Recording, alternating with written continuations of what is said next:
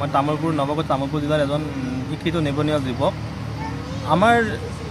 আমাৰ দেউতা শিৱচৰণ বৰ্মন আমি 2001 চনতে হৰিশ্চন্দ্ৰ মেধিৰ পৰা 2 বিঘা 4 কঠা নলেচা মাটি ক্ৰয় কৰিছিলোঁ।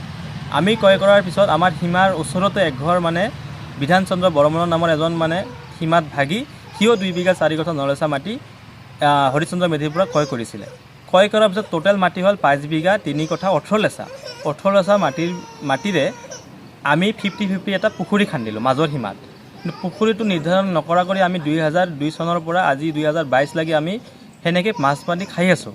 কিন্তু সিহঁতে কয় 2021 পৰা আমাৰ পৰা মাটি বোলে আধা বিঘা সিহঁতে কিনি লোৱা বুলি কয়, পুখুৰীৰ মাটিখিনি। পুখুৰী আৰু য'ত আমাৰ ঘৰ আছে ঘৰৰ মাটিখিনি আৰু পিছফালৰ মাটিখিনিও 3টা দাগৰ পৰা আধা বিঘা মাটি কিনা বুলি কয়। কিন্তু ৰেকৰ্ড মতে আমি মাটি আজি পৰ্যন্ত কাকো বিক্ৰীও কৰা নাই বা একো কিবাও কৰা নাই।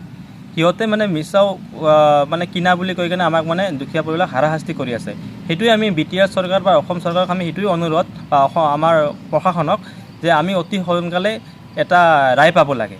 সেইটোৱে আপোনালোকৰ ওচৰত আমাৰ মানে অনুৰোধ আৰু সেইবাবে আজি আপোনালোকক মিডিয়াৰ যোগেদি আমি জনাব বিচাৰোঁ যে অসম চৰকাৰক মাননীয় মুখ্যমন্ত্ৰী দেৱ ছাৰেও এখন অৰ্ডাৰ দিছিলে মাটিখিনি সীমাটো নিৰ্ধাৰণ কৰি দিবৰ কাৰণে। কিন্তু অসম চৰকাৰৰ মাননীয় মুখ্যমন্ত্ৰী হিমন্ত বিশ্ব শৰ্মা দেৱ ডাঙৰীয়া অৰ্ডাৰ দিয়াৰ পিছতো আমাৰ সীমাটো নিৰ্ধাৰণ কৰি নিদিলে।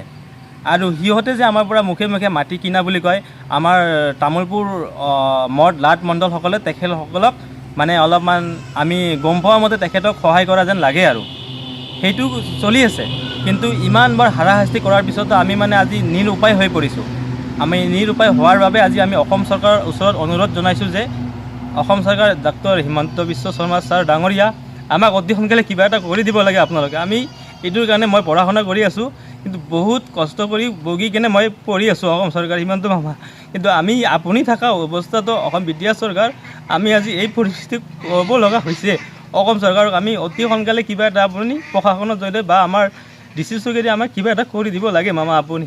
এইটোৱে আপোনাৰ ওচৰত মই অনুৰোধ ক্ষমা বিচাৰিছোঁ, আমাক কৰি দিব লাগে। হ'ব বঢ়িয়া।